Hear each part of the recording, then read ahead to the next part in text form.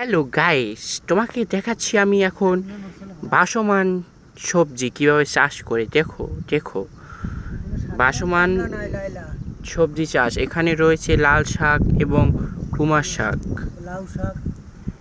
এবং ওপাশে ছোট ছোট রয়েছে, এখানে কিট্টু কুমারী রয়েছে। আর এখানে পুরোটা শুধু লাল শাকে ভরা, দেখতে অপরূপ সৌন্দর্য।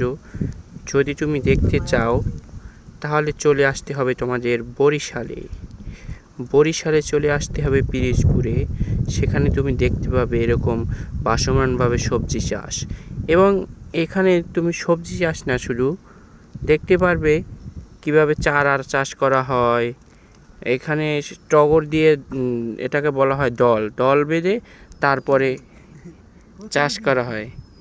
কচির বেনা দিয়ে দল বেঁধে তারপরে উপরে ফেনা দিয়ে এটা, এরপরে বন দিয়ে এটাকে চাষ করে। এবং এটা খেতে খুব সুস্বাদু, দেখতে খুব সুন্দর। যদি তোমরা এটা দেখতে চাও তাহলে সরাসরি চলে আসতে হবে এখানে, নাহলে তোমরা সারা জীবন আফসোস করে মরবে, এটাকে জীবনে দেখতে পারবে না।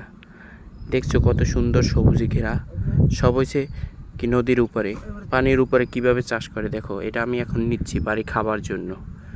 তোমরা যদি নিতে চাও তাহলে একদম বাজার থেকে ফ্রেশটা পাবেন আমাদের মতো।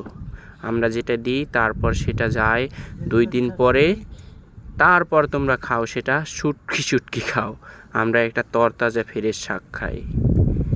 আসো তোমরা দেখো কত সুন্দর, তুমি চারপাশটা দেখো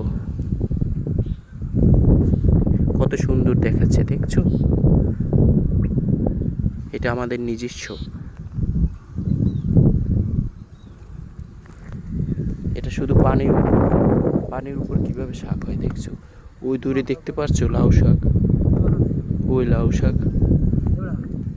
ভালো থাকো তোমরা, সুস্থ থাকো, দোয়া করো, আর আমার চ্যানেলটিকে সাবস্ক্রাইব করে পাশে থাকো।